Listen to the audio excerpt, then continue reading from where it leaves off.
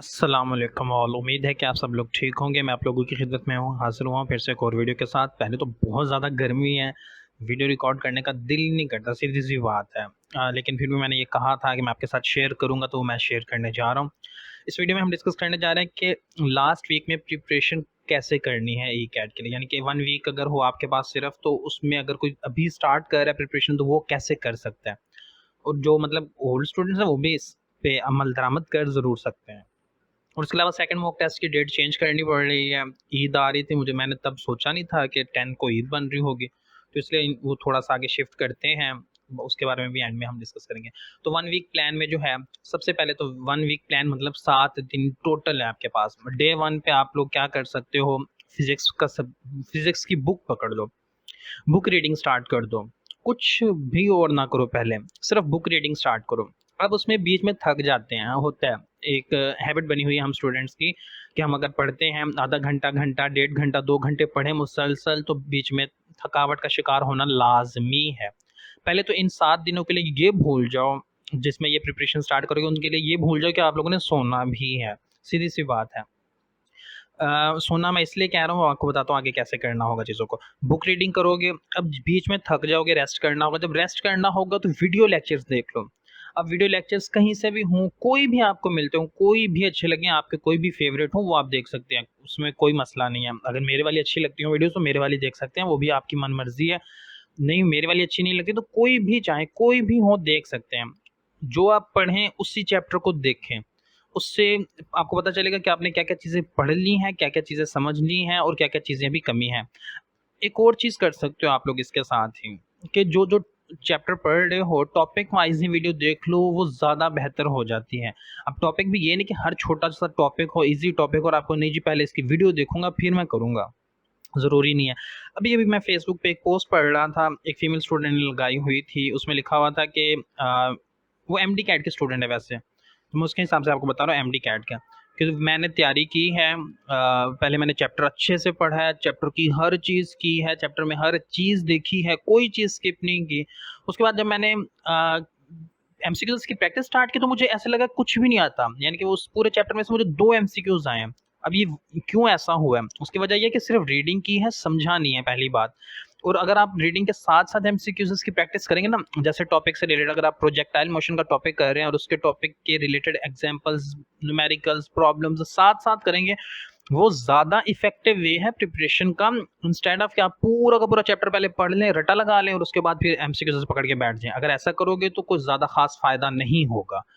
अच्छा जी, अब मैंने साथ में प्रैक्टिस के लिए स्टेप वर्कशीट्स प्रेफ़र की हुई हैं, रिकमेंड भी की हुई हैं। अब प्रमोशन नहीं मैं कर रहा किसी की भी, स्टेप वर्कशीट्स मैं इसलिए कह रहा हूँ, मतलब शॉर्ट हैं, 40, 50, 60 एमसीक्यूज़ हैं पर वर्कशीट में जो मैंने देखे हैं, और एक्सप्लेनेशन भी उनकी साथ दी हुई है और अच्छे हैं। बाकी चीज़ों को देख के वो अच्छे हैं, इफ़ेक्टिव हैं, मतलब जो मैंने देखा है ना, उन्होंने कोई ड्रैग नहीं किया। एक चैप्टर में 150 एमसीक्यूज़, 200 एमसीक्यूज़ नहीं किए हुए। उन्होंने to the point proper simple चीज़ें रखी हैं और फिर एक्सप्लेन भी किया हुआ है उन्हें। तो उस हिसाब से, मेरे हिसाब से तो बहुत ही बेटर है एज़ कम्पेयर टू अदर्स। अब किप्स की अक्सर बच्चे कह रहे हैं, तो वो कहते हैं कि बहुत ज़्यादा मुश्किल हो जाती है उसे करने में। तो यार, मुश्किल चीज़ें एग्ज़ामिनर नहीं पूछता, एग्ज़ामिनर आसान चीज़ें पूछता है। आप लोगों ने इतनी मुश्किल की प्रैक्टिस की हुई होती है कि आपको फिर वो आसान चीज़ें मुश्किल लगती हैं। जब मैं अकेडमी में पढ़ रहा था, तो इतने मुश्किल-मुश्किल क्वेश्चन आते थे कि मैं सोचता था कि यार, मेरा ई-कैट क्लियर हो ही नहीं सकता, कभी भी नहीं मैं कर सकता। उसकी वजह क्या थी? सिंपल वजह यही थी कि मैंने माइंडसेट बन गया था मुश्किल क्वेश्चन देख-देख के कि यार, वहाँ पे भी यही कुछ आता है। मुझे असल कॉन्फिडेंस तब मिला था जब मैंने पास्ट पेपर्स परचेज़ किए थे और सॉल्व किए थे। तब मैंने सोचा, मैं कि यार, ये तो आसान सा अकेडमी में पता नहीं कौन-कौन सी रॉकेट साइंस करवाते हैं, ऐसी-ऐसी चीज़ें करवाते हैं। इवन इंग्लिश कंप्रीहेंशन पैराग्राफ जो हमें करवाते थे वहाँ पे, इस कदर मैं कहता हूँ ऑक्सफोर्ड लेवल की इंग्लिश होगी, इतनी मुश्किल इंग्लिश होती थी कि मुझे कुछ समझ नहीं आता था उसमें। और मैं अपने दोस्त को साथ, जो मेरा दोस्त बैठा था, मैं कहता था कि यार, मैं कन्फर्म इंग्लिश में तो 0 मार्क्स लूँगा, बाकी पोर्शन में शायद कवर कर भी जाऊँ। लेकिन ऐसा हुआ नहीं, पेपर में जाके रिजल्ट बदल जाता है। तो फिजिक्स के लिए बुक रीडिंग और वीडियो लेक्चर्स रेकमेंडेड 2 दिन दें, 2 दिन में बड़े आराम से कवर होती है। आगे मैं आपके साथ एक और चीज़, एक प्लस पॉइंट है जो वीडियो में सरप्राइज़ रखा है, वो भी मैं आपके साथ शेयर करूँगा, उसमें आपको पता चल जाएगा कि कौन-कौन से चैप्टर्स को कैसे-कैसे करना है। एक और चीज़ बता दूं, फिजिक्स के जो लास्ट वाले चैप्टर्स हैं ना 21, 20, 18, 19, 17, वो इतने खास इंपॉर्टेंट नहीं, उसमें सिलेक्टिव चीज़ें करनी होती हैं, सिलेक्टिव टॉपिक्स करने होते हैं। अगर वो आप सिलेक्टिव टॉपिक्स कर लें तो एमसीक्यूज अगर तो आएगा नहीं, अगर आएगा तो उसी में से आएगा और आपका 100% करेक्ट आंसर होगा। डे 3, 4 में और 5 में केमिस्ट्री करें। मैंने केमिस्ट्री को 3 क्यों दिन दिए हैं? एक तो वजह ये आसान है, दूसरा है कि बुक से सारी चीज़ें आती हैं या एक्सरसाइज से आ जाती हैं, इन्हें करना आसान है। इस पे टाइम मैं ज़्यादा इसलिए लगाने के लिए आप लोगों को कह रहा हूँ कि ये मुफ्त के नंबर हैं, ये ऐसे नंबर हैं जो आप 100% कंफर्म कर सकते हो। तो यार जो चीज़ आसान है उस पे ज़्यादा फोकस करके उससे तो कम से कम पक्का करो। मुश्किल चीज़ तो मुश्किल ही होगी, हो सकता है पेपर में आए, हो सकता है पेपर में ना आए, लेकिन जो आसान चीज़ है अगर उसी को ही आप नहीं तैयार करोगे अच्छे से तो वो चीज़ भी आपकी वीक हो जाएगी और पेपर में आप उस चीज़ में भी मार खा रहे होगे। डे 6, 7 पे आप लोगों ने मैथमेटिक्स करनी है, मैथमेटिक्स की सिर्फ प्रैक्टिस करना ही ज़रूरी है और उसमें कुछ भी नहीं, एमसीक्यूज़ की प्रैक्टिस जितनी हो सके मेथड्स की प्रैक्टिस करें, डायरेक्ट मेथड करें, शॉर्ट कैलकुलेशंस मेथड करें, मतलब टाइम कम लगाएं और क्वेश्चंस को करें, ज़्यादा से ज़्यादा प्रैक्टिस करें। मैथमेटिक्स में याद करने के लिए ज़रूरी कुछ भी नहीं है, हल्की फुल्की से 1-2 डेफिनेशंस को सिर्फ देख लें, क्योंकि पेपर में पहले तो पूछता तो बिल्कुल भी नहीं डेफिनेशन वगैरह, अगर पूछ भी ले तो कोई मोस्ट कॉमन पूछेगा और इजी पूछेगा और आपको पता चल जाएगा डेफिनेशंस नहीं आती वैसे, ठीक है। अब इसके बाद मैंने पास्ट पेपर्स का एनालिसिस किया 2006 से लेकर 17 तक। चैप्टर 1 में से 2006 से लेकर 17 तक सिर्फ 4 एमसीक्यूज आए हैं, तो मैं इस साल भी एक्सपेक्ट करता हूँ कि एक आएगा या तो कुछ भी नहीं आएगा। मेरे हिसाब से तो कुछ नहीं आएगा, लेकिन स्टिल मैंने एक दे दिया। ये मैथमेटिक्स फर्स्ट ईयर चैप्टर 1 की बात हो रही है, ये चीज़ माइंड में रखिएगा। चैप्टर 2 में से 12 एमसीक्यूज पास्ट ईयर्स में आए हैं, पिछले 1-2 साल में ज़्यादा उसने फिर से प्रेफर करना शुरू कर दिया, लेकिन स्टिल मुझे नहीं लगता कि एक से ज़्यादा कोई एमसीक्यूज आएगा, अगर आया तो मैक्सिमम एक आएगा, इससे ज़्यादा नहीं आ सकता। चैप्टर 3 मैट्रिसेस वाला जो है उसमें से 17 एमसीक्यूज आए हैं पिछले इन सालों के दरमियान जो मैंने ऊपर बताए हुए हैं। इसमें से अगर आए भी से इस साल भी तो 2-3 आएंगे। एक आता है मोस्ट कॉमन जो है वो रैंक वाला क्वेश्चन हमेशा पूछना होता है, तो वो आप लोगों ने अच्छे से करना है। उसके अलावा आपको होमोजीनियस नॉन होमोजीनियस इक्वेशंस वाला जो टॉपिक है वो अच्छे से क्लियर होना चाहिए, और इनवर्स आइडेंटिटी इनके बारे में भी, और इनकी डेफिनेशंस, इस चैप्टर की डेफिनेशंस बहुत इंपॉर्टेंट हो जाती हैं। आ सकती हैं, मुश्किल है लेकिन आ भी सकती हैं। मुझे लगता है कि शायद कोई एक इस दफ़ा दे दे, तो 2-3 एमसीक्यूज इस चैप्टर में से एक्सपेक्टेड है, तो इस चैप्टर को उस हिसाब से ही तैयारी करना जैसे मैं बता रहा हूँ कि 2-3 एमसीक्यूज उस हिसाब से देखना। चैप्टर 4 जो है 26 एमसीक्यूज पास्ट ईयर्स में आए हुए हैं, 3-4 इसमें से आ सकते हैं। ये बहुत बहुत बहुत इंपॉर्टेंट चैप्टर है और बहुत आसान है, ये मुफ्त के नंबर हैं। इसमें ज़्यादातर क्वेश्चंस ऐसे हो जाते हैं कि आपने ऑप्शंस ही क्वेश्चन में पुट करने होते हैं और आपका काम हो जाता है, और या फिर वो रूट्स पूछ लेता है। रूट्स की कुछ शॉर्ट ट्रिक्स हैं, तो मैं आपको अभी जनरल या व्हाट्सएप पे कांटेक्ट कर लेना, मैं वहाँ पे आपके साथ ना पिक्स शेयर कर दूंगा। मैंने अपने जो लेक्चर्स तैयार किए हैं फ्यूचर के, तो उसके मैं आपको ये बता दूंगा कि क्वाड्रेटिक इक्वेशन में कैसे पता चल सकता है रूट्स क्या आ सकते हैं, क्यूबिक में कैसे पता चल सकता है, और उसके अलावा अगर फोर्थ रूट हो तो कैसे पता चल सकता है। उसके बाद है चैप्टर 5, 3 एमसीक्यूज हैं पास्ट ईयर्स में, और इस साल भी फिर उम्मीद तो है कुछ नहीं आएगा, क्योंकि इसके ना असल में क्वेश्चन बड़े बड़े हैं, तो इसलिए वो देता नहीं है। और अगर आ भी गया तो एक जनरल आ सकता है, उसमें ये कह देगा कि सिर्फ उसके मतलब पार्शियल फ्रैक्शंस के पार्ट्स बनाने होंगे, कुछ भी करना सोल्व नहीं करना होगा। अगर आ भी गया, मेरे ख्याल से आएगा ही नहीं। चैप्टर 6 काफ़ी लेंथी चैप्टर है, और उम्मीद है कि इस साल शायद 2-3 एमसीक्यूज आ जाएं उसमें से, क्योंकि इसमें से आजकल वो थोड़ा फेवर करना शुरू हो गया। पहले पास में नहीं देता रहा इतने, लेकिन आजकल फेवर कर रहा है। सीरीज सीक्वेंसेस दे देता है और उसमें पूछ लेता है nth टर्म पूछ लेता है अक्सर, या पूछ लेता है कोई टर्म्स दे के, तो पूछ लेता है कि 5th टर्म 6th टर्म इस तरह की कुछ बता दो, या आर की वैल्यू के हिसाब से पूछ सकता है कि आर की वैल्यू तो कौन सा फार्मूला यूज होगा, और आर की वैल्यू 1 ग्रेटर देन 1 हो तो कौन से कन्वर्जेंस डाइवर्जेंस से रिलेटेड आ सकता है। तो ये मोटी मोटी चीज़ें हैं जो आप लोगों ने करने की। क्वेश्चन चैप्टर नंबर 7 है, उसके बाद उसमें से 14 पास्ट ईयर्स में आए हैं। तो पहले तो इसमें से एमसीक्यूज नहीं आते थे ज़्यादा, लेकिन पिछले कुछ सालों से ये एग्जामिनर का फेवरेट चैप्टर हो गया, तो मैं कह सकता हूँ कि 2 से 3 एमसीक्यू शायद इस साल भी आ जाए। 2 से 3 एमसीक्यूज में प्रोबेबिलिटी बहुत बहुत बहुत इंपॉर्टेंट है, उससे रिलेटेड एमसीक्यूज आने के सबसे ज़्यादा चांसेस है, और बाकी कुछ 2 जनरल वे में आज पूछ सकता है वो आपसे। जनरल वे में जैसे आप लोगों ने मेरा अगर मॉक टेस्ट देखा है तो उसमें question number I think math portion का 59, 58 जो थे वो इसी से रिलेटेड, इस चैप्टर से रिलेटेड थे, तो वो वाले देखेंगे तो आपको अंदाजा होगा कि इस तरह से क्वेश्चन भी लंबी लंबी स्टेटमेंट वाले पूछ सकते हैं। चैप्टर नंबर 8 इसमें से पहले पास में 10 आया, और इस साल उम्मीद है कि ज़्यादा से ज़्यादा आए तो एक आएगा, और अगर एक आए तो मुझे ये लगता है कि टर्म पूछ लेगा कि कोई एक आपको फार्मूला दिया हो, अगर उससे पूछेगा कि इसकी फ्लान टर्म बता दें, या फिर डाइवर्जेंस कन्वर्जेंस से रिलेटेड एक करेगा। वैसे तो शायद आए ही ना, लेकिन आया भी सही तो एक आधा ही आएगा, बहुत मुश्किल है। तो इस चैप्टर को आप स्किप करना चाहें तो कर सकते हैं। सिर्फ बेसिक देखिए, जो चैप्टर आप स्किप करें ना उसमें बेसिक चीज़ें ज़रूर कर लीजिएगा, ताकि अगर बेसिक में से कुछ है तो आपको कुछ ना कुछ आता हो, ये ना हो कि आप फिर बिल्कुल ही वहाँ पे फ्री बैठे हो। यूनिट नंबर 9, 10, 11, 12, 13, 14 जो आमतौर पे इन्हें ना कंबाइन ही देखा जाता है, तो मैंने कंबाइन की बजाय वैसे भी अलग फिर भी अलग ही रख दिया। तो 8 एमसीक्यूज पास्ट टेस्ट में एक ही आ सकता है, 10 में से 17 है और आई थिंक एक या दो ही ज़्यादा से ज़्यादा आएंगे। 11 में से एक आ सकता है मैक्सिमम अगर आ भी जाए। 12 जो है थोड़ा सा इंपॉर्टेंट है, उसमें आजकल उसका ना फेवरेट क्वेश्चन जो बने हुए हैं वो एरिया ऑफ रेक्टेंगल, सर्कल, इस तरह के क्वेश्चंस बना रहा है, पूछ रहा है, या फिर साइड्स पूछ लेता है कि एक ट्राइंगल है उसके आपके पास ये साइड्स हैं तो ये हो, या ये पूछ सकता है कि मैक्सिमम एरिया कौन सी कंडीशंस में आपको मिल सकता है। तो इस तरह से रिलेटेड क्वेश्चंस इसमें से आ सकते हैं। 13, 14 मेरे ख्याल से शायद कोई भी ना दे, पास्ट ईयर्स में भी कोई इस चैप्टर को खास अहमियत नहीं दी, और अगर पूछ ले तो 14, 13 में से मेरे ख्याल में रेंज डोमेन के बारे में पूछ लेगा। 13 में से वो साइन इनवर्स की वैल्यू शैल्यू पूछ सकता है सिंपली, या 14 में से रेंज या डोमेन पूछ लेगा। ज़्यादा से ज़्यादा भी अगर पूछे तो ये आएगा। अदरवाइज मेरे हिसाब से ये चैप्टर्स इंपॉर्टेंट नहीं है, सिर्फ एक नज़र देख लें, जनरली आपको अंदाजा हो sine x, cos x, ten x और इनके जो है कॉट एक्स, कोसेकेंट और सेकेंड एक्स, इनकी डोमेन्स और रेंज लाजमी याद कर लीजिएगा इनकेस अगर आ जाए तो।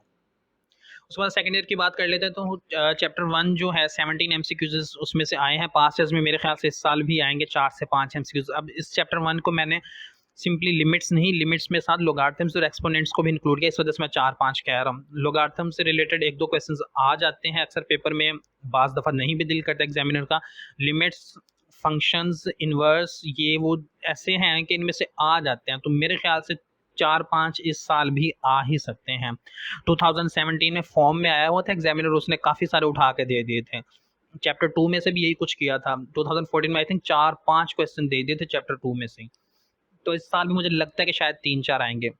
डिफरेंशिएशन और इंटीग्रेशन ये दोनों ऐसे हैं कि या तो इंटीग्रेशन में से दे देगा या डिफरेंशिएशन में से दे देगा, दोनों में से ज़्यादातर नहीं देता होता, क्योंकि ये थोड़े से लेंथी क्वेश्चंस होता है। हाँ, शॉर्ट ट्रिक्स हैं इनकी, लेकिन स्टिल एग्जामिनर दोनों में से बराबर या ज़्यादा क्वेश्चन नहीं देता।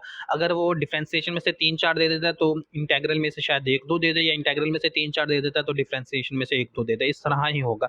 उसके बाद चैप्टर 4, उसमें से 23 एमसीक्यूज पास्ट ईयर्स में आ चुके हैं। बहुत इंपॉर्टेंट चैप्टर है, बहुत बहुत इंपॉर्टेंट चैप्टर है, तो आपने इसकी बेसिक्स लाजमी कवर करनी है, और स्पेशली इक्वेशंस बनाने का तरीका, या फिर अगर कोई दो रेशियोज में दिया हुआ हो लाइन को डिवाइड करने वाला कॉन्सेप्ट जो है वो, और उसके अलावा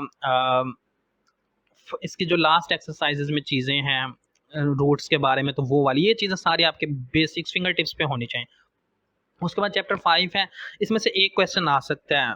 2014 में एग्जामिनर को बड़ा प्यार आ गया था इस चैप्टर पे, तो 3-4 क्वेश्चन उसने दे दिए थे, तो मेरे ख्याल से इस साल शायद ना ही आए, तो एक ही मैक्सिमम शायद आए। उसके बाद चैप्टर 6 जो है, इसमें से 16 पास्ट ईयर्स में से आ चुके हैं, एक आधा एमसीक्यूज आ सकता है। इसके लिए मैं सिंपली कहूँगा पास्ट पेपर्स की जो वीडियो है मेरे वाली वो ही देख ले। पास्ट पेपर्स में जितने भी बेसिक कॉन्सेप्ट्स हैं इस चैप्टर के वो मैंने सारे के सारे डिस्कस कर दिए हैं।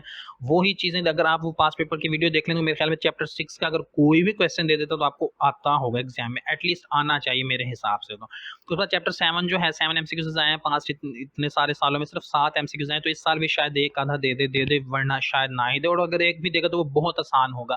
तो आपका जो प्राइम फोकस होगा, मैं आपको बता दूं, हल्का फुल्का जनरल समरी में कर दूं, तो चैप्टर 1 मैथ का बहुत इंपॉर्टेंट है, सेकंड ईयर का उस पर ज़्यादा फोकस होना चाहिए। चैप्टर 2, 3 दोनों को कंबाइन करके ही देखें, क्योंकि कंबाइन में से ही पेपर बनता होता है। अगर आता है, हो सकता है एक भी ना आए, हमारी दफ़ा ऐसा हो चुका है 2014 में, शायद इन दोनों में से उसने इग्नोर कर दिया था, एक आधा क्वेश्चन बड़ी मुश्किल से आया था, हमने इस पे बहुत ज़्यादा फोकस किया तो इसमें से ही नहीं आया था। चैप्टर 1 में से उसने उठा के ज़्यादा दे दिए थे। तो ये 3 चैप्टर बहुत इंपॉर्टेंट हैं, तीनों को अच्छे से करना, पेपर में किसी में से भी कुछ भी आ सकता है। उसके बाद फिजिक्स की बात कर लें, तो फिजिक्स में जो चैप्टर 3 है वो बहुत इंपॉर्टेंट है। मैं पूरी वीडियो डिटेल में पढ़ूंगा नहीं, आप लोग सिर्फ देखते जाए, मैं सिर्फ मोस्ट इंपॉर्टेंट चैप्टर्स और उनके टॉपिक्स की बात कर लेना। चैप्टर 1 में जो अक्सर दे देता है ना, वो आपसे एरर वाला दे देता है, एरर से रिलेटेड देता है, या डायमेंशन से रिलेटेड क्वेश्चन आ सकता है। चैप्टर 2 में से ज़्यादातर जो एग्जामिनर का फेवरेट रहा है वो रिजल्टेंट से रिलेटेड रहा है, तो मेरे ख्याल से अगर इस साल भी है तो रिजल्टेंट वाला ही आएगा, मुझे उम्मीद जो है ज़्यादा। चैप्टर नंबर 3 जो है प्रोजेक्टाइल मोशन वाला चैप्टर, प्रोजेक्टाइल बहुत बहुत बहुत बहुत इंपॉर्टेंट टॉपिक है, उससे बहुत अच्छे से करना है। वैसे तो ये पूरा चैप्टर ही इंपॉर्टेंट है, ग्राफ्स पे बहुत अच्छे से नजर रखनी है। ग्राफ्स आजकल तो बहुत इंपॉर्टेंट हुए हुए हैं ना उसके एग्जामिनर की नज़र में, ग्राफ्स के तो ग्राफ्स से मतलब बहुत पसंद आ रहे हैं, तो ग्राफ्स को अच्छे से देखना है। आपको ये पता होना चाहिए कि वेलोसिटी और टाइम का ग्राफ कैसे प्रोड्यूस होता है, रिलेशन क्या होता है। आपको ग्राफ से इक्वेशंस भी दे सकता है बाज़ दफ़ा उससे। अब ये चीज़ माइंड में रख लें, कोई भी इक्वेशन दी हुई हो और आपको वो पूछ ले, जनरल इक्वेशन में कहते हैं कि ये डिस्टेंस डिस्प्लेसमेंट की कोई इक्वेशन दी हुई है, उससे आपको स्पीड पूछ ले, वेलोसिटी पूछ ले, एक्सेलरेशन पूछ ले, तो आप उसका डेरिवेटिव लेते जाएंगे तो आप उससे कर सकते हैं। ये चीज़ माइंड में रखिए, मैथ का कॉन्सेप्ट है और इसमें अप्लाई हो रहा होता है। जो चैप्टर 4 है उसमें से एक आधा आ सकता है, एक आधा ही आ रहा है, और एक आधा जो आता है वो पावर वाले टॉपिक से ज़्यादातर देता है एग्जामिनर, तो पावर वाला टॉपिक सबसे ज़्यादा इंपॉर्टेंट हो जाता है इसमें। बाकी शायद किसी और में से दे दे, मेरे ख्याल से पावर में ही आएगा अगर इस साल भी आया तो। उसके बाद चैप्टर 5 पे आ जाते हैं, तो एक दो एमसीक्यूज आ सकते हैं। सेंट्रीपिटल एक्सेलरेशन वाला चैप्टर जो है, तो उसमें भी वो ज़्यादातर जो देता है ना टॉपिक, वो सेटेलाइट्स वाले, ऑर्बिटिंग सेटेलाइट्स का जो है स्पीड और रेडियस का रिलेशन अक्सर दे देता है, या टाइम पीरियड पूछ लेता है, या जियो स्टेशनरी सेटेलाइट्स का पोजीशन 120 डिग्री वाला जो एंगल वाला है, तो वाला चीज़ें दे देता है, मतलब कि ज़्यादा चीज़ें कवर करने वाली नहीं है। चैप्टर 6 वैसे तो बहुत इंपॉर्टेंट है, मुझे नहीं पता कि पिछले पास्ट ईयर से इस एक पेपर, इस चैप्टर में से इतने एमसीक्यूज आए क्यों नहीं, तो एक आधा ये आ सकता है एग्जामिनर का जैसे माइंड चल रहा है। अगर मैं होता तो मैं इसमें 3-4 बना के दे देता। चैप्टर 7 बहुत बहुत बहुत इंपॉर्टेंट है, ग्राफ्स बहुत बहुत बहुत इंपॉर्टेंट है, रिलेशंस इसमें बहुत बहुत बहुत इंपॉर्टेंट। मैं बहुत बहुत इसलिए कह रहा हूँ कि चैप्टर बहुत इंटरेस्टिंग है। अगर आए तो एक दो एमसीक्यूज शायद ना, एक दो भी ना आए, अगर ना आए, और अगर आए तो इसमें से 5-7 एमसीक्यूज निकल सकते हैं। ये छोटा सा चैप्टर बहुत इंपॉर्टेंट चैप्टर है, ये चीज़ माइंड में रखिएगा। चैप्टर 8 पिछले कुछ सालों से एग्जामिनर की नज़र में थोड़ा हॉट फेवरेट जा रहा है, तो 2-3 एमसीक्यूज इसमें कर सकते हैं। आमतौर पर डॉपलर इफेक्ट में से एक आधा एमसीक्यूज दे देता है, या फिर वो जो स्टैंडिंग वेव्स, स्टेशनरी वेव्स वाला जो टॉपिक है उसमें से अक्सर दे देता है। उसके अलावा भी चीज़ें करनी है, बीट्स वाला भी देख लीजिएगा एक दफ़ा अच्छे से। मैं आपको सिर्फ ज़्यादा इंपॉर्टेंट टॉपिक बता रहा हूँ, इसका ये मतलब नहीं करने सिर्फ यही है। उसके बाद चैप्टर 9 जो है, मेरा नहीं ख्याल इसमें से 10 में से भी कोई एक आधा आए, तो आए बड़ी मुश्किल से आएगा। 9-10 आप पास पेपर्स वाली मेरी वीडियोस देख लें और या मेरे लेक्चर्स देख लें, मेरे ख्याल में वो काफ़ी होंगे, उससे ज़्यादा करने की ज़रूरत भी नहीं है। चैप्टर्स खुश्क चैप्टर है, इन्हें छोड़ दें, क्योंकि अगर आए तो आसान सा आएगा जो आप कर सकते होंगे, और अगर ना आया तो फिर आना ही नहीं है। चैप्टर 11 जो है इंपॉर्टेंट चैप्टर है, लेकिन पास्ट कुछ सालों से ना एग्जामिनर इस पर ज़्यादा फोकस कर ही नहीं रहा, तो इसमें से शायद 1-2 ही आ जाए ज़्यादा से ज़्यादा अगर आते भी हैं तो। सेकेंड ईयर जो है, सेकेंड ईयर में चैप्टर 1 जो है उसमें से कैपेसिटर्स वाला टॉपिक बहुत इंपॉर्टेंट हो जाता है। पैरेलल सीरीज, अच्छा कैपेसिटर सिर्फ नहीं, कैपेसिटर हो, इंडक्टर हो, रेजिस्टर हो, इन सब के पैरेलल और सीरीज के फार्मूले आप लोगों की फिंगर टिप्स पे होने चाहिए। आपको सर्किट सॉल्व करने आने चाहिए। एग्जामिनर सर्किट भी बना के दे सकता है और उस पर आपको पैरेलल या सीरीज सर्किट वाला सॉल्व करना पड़ सकता है केसेस। तो ये चैप्टर 1 और 2 जो है ये बहुत इंपॉर्टेंट है इन फार्मूलाज के लिहाज से, और ज़्यादातर आते भी इसी में से हैं।